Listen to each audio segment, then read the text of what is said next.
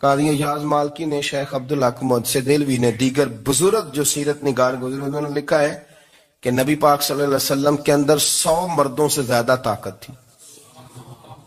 100 مردوں سے زیادہ طاقت. اب جو بات کہنے لگا ہوں، جو نتیجہ دینے لگا ہوں، اس پر خاص توجہ آپ فرمائیں گے. ذرا فکری طور پر، نظریاتی طور پر ایک چیز کو سمجھیے. ہم سمجھتے ہیں کہ جوان لڑکا ہے جی جو مرضی کرے، عمر ہے جی. آپ ذرا بات پر غور کیجئے گا کہ حضور صلی اللہ علیہ وسلم میں طاقت 100 مردوں سے زیادہ ہے اور حیا کواری لڑکیوں سے بھی زیادہ ہے. ذرا اس بات کا تقابلی جائزہ کیجئے گا کہ طاقت 100 مرد سے زیادہ ہے لیکن حیا کواری لڑکی سے بھی زیادہ ہے. اس کا معنی یہ ہوا کہ جس ٹہنی کو پھل زیادہ لگ جاتے ہیں وہ جھکا کرتی. تو حیا تو حسن ہے. حیا تو آپ کو پاک صاف کرے گا، حیا تو آپ کو نرالا کرے گا، انوکھا کرے گا. وہ ہمارے ایک دانشور ہیں، تو مضمون لکھا، کئی باتیں بڑی پسند آتی ہیں. وہ کہتے ہیں کہ میری اہلیہ، ان کو بھی کسی نے مس گائیڈ کر دیا تھا، حالانکہ اچھی خاتون ہے، کسی نے مس گائیڈ کر دیا. تو وہ بھی سماجی اور ویلفیئر، اور یہ خواتین کو شوق ہوتا نا بننے کا، تو وہ بھی سماج کے اندر اچھا مقام تلاش کرنے کے موڈ میں آ گئی. تو کہیں ایک دن جانا تھا تو بڑی بن سور کے میرے ساتھ وہ گاڑی میں بیٹھ گئی. تو میں گاڑی میں، عورتوں کو یہ بھی مسئلہ ہوتا ہے نا کہ ہماری تعریف کرو، تو کئی دفعہ بعد مردوں بیچاروں کو جھوٹ بولنا پڑتا ہے، تو زبردستی کراتی ہے نا جی. تو اس میں گنجائش بھی دی ہے شریعت نے گنجائش دی ہے کہ کبھی بیوی کو راضی کرنے کے لیے خلاف واقعہ بات کرنی پڑے تو کر لینی چاہیے. تو وہ کراتی بھی ہیں. 3 موقع پر خلاف واقعہ بات کرنے کی اجازت ہے. واقعے کے خلاف بھی آپ بات کر سکتے ہیں. جنگ کے موقع پر 2 لوگوں کو صلح کرانے کے لیے اور بیوی کو راضی کرنے کے لیے کر لیں کوئی ایسی بات، بے شک اپنی طبیعت پہ جبر کر کے کر لے، گنجائش ہے، اجازت ہے. تو وہ کہتے ہیں جب وہ گاڑی میں میرے ساتھ بیٹھی بن سور کے، تو وہ تقاضا کرنے لگی کہ میں نے بڑے اچھے کپڑے پہنے ہیں پر آپ نے توجہ نہیں کرائی. وہ سیانا بندہ تھا، وہ چاہ رہا تھا کہ میری خاتون سمجھ جائے. وہ کہتے ہیں مجھے پتا تھا کہ بیچاری مس گائیڈ ہو گئی ہے، دل کی بڑی اچھی ہے، سیانی ہے، لیکن اس کو کچھ خواتین نے، کچھ لوگوں نے مل کے اس کو ذہن غلط کر دیا ہے کہ سماج میں نکلو، باہر جاؤ، کام کرو، فلاں کرو، اپنی مرضی سے جیو. تو میرے ساتھ گاڑی میں بیٹھی کہیں جانے کے لیے، تو مجھ سے کہنے لگی کہ آپ نے میری طرف توجہ ہی نہیں کی، آپ نے کوئی ذکر ہی نہیں کیا کہ میں کیسی لگ رہی ہوں. تو وہ کہتے ہیں میں نے اسے کہا کہ اگر تو ناراض نہ ہو تو پھر میں صحیح والی تعریف کر دوں. تو اس نے کہا کہ آپ کر دیں. تو کہتے ہیں میں نے درد سے اور خلوص سے اپنی بیوی سے کہا، خلوص کے ساتھ.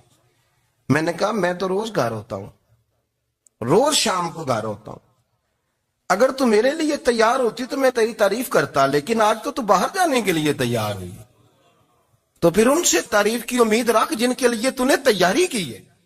میرے لیے تیاری کرتی تو میں تو ہر شام تیرے پاس ہوتا ہوں. کہتے ہیں میرے لفظوں میں درد تھا تو وہ بھی رو پڑی اور کہنے لگی آپ گاڑی روک دیں، مجھے باہر جا کے کسی کو راضی نہیں کرنا، میں نے اسے راضی کرنا ہے جس کو رب کریم نے میرا شوہر بنایا ہے اور میرے لیے منتخب کیا ہے میرے ماں باپ کو. میں واپس لوٹتی ہوں. یہ ایک پہلو ہے سلگتا ہوا، اس کو سمجھا جائے. رسول کریم صلی اللہ علیہ وسلم عرب کی کواری لڑکیوں سے زیادہ حیا والے تھے. کواری لڑکیوں سے زیادہ حضور حیا فرمایا کرتے تھے. جب خانہ کعبہ کی مکہ شریف میں تعمیر ہو رہی تھی نا، اہل عرب اس کو تعمیر کر رہے تھے، تو نبی پاک صلی اللہ علیہ وسلم اپنے چچا حضرت عباس کے ساتھ خانہ کعبہ کی تعریف میں مصروف تھے. تو عرب کے لوگ چونکہ لمبا کرتا پہنتے تھے پیروں تک، تو نیچے اگر کسی وقت کوئی چیز نہیں بھی ہوتی تھی تو کسی کو وہ نظر نہیں آتی تھی، چونکہ پردہ رہتا تھا، لمبا کرتا پہنا ہوا ہوتا تھا. تو جب بچے، سرکار کی عمر مبارک بھی ابھی تھوڑی تھی، تو اس طرح بچے جب نکلتے تو وہ کئی دفعہ اپنی تہمت اتار دیتے نیچے سے، اور کوئی مزدوری کرنے لگتے تو 3-4 طے کر کے تہمت کی کندھے پہ رکھ لیتے. جس طرح کبھی دیہاتوں میں لوگ کپڑا سر پہ رکھتے تھے کہ اوپر اگر کوئی وزنی چیز رکھیں گے تو وہ تکلیف نہیں دے گی. نبی پاک صلی اللہ علیہ وسلم بھی سب لوگوں کے ساتھ خانہ کعبہ کی تعمیر میں شامل تھے. تو حضرت عباس رضی اللہ تعالیٰ عنہ نے کہا حضور سے، ابھی اللہ نے نبوت بھی نہیں فرمایا تھا، بھتیجے آپ بھی تامد اتاریے. یہ صحیح مسلم میں حدیث موجود ہے. اور اس کو کندھے پہ رکھ لیجیے، آپ اینٹیں اٹھا اٹھا کے لا رہے ہیں تو ذرا آپ کو تکلیف نہیں ہوگی. تو سرکار دو عالم صلی اللہ علیہ وسلم سے یہ بات کہی اور پھر جلدی سے حضور کی تہمت کو نکال کے نا، حالانکہ لمبا کرتا پہنا ہوا ہے، تو وہ جیسے ہی ان کے کندھے پہ رکھا اینٹیں رکھنے کے لیے تو سرکار تو زمین پہ گر گئے، بے ہوش ہو گئے، آنکھیں آسمان کی طرف.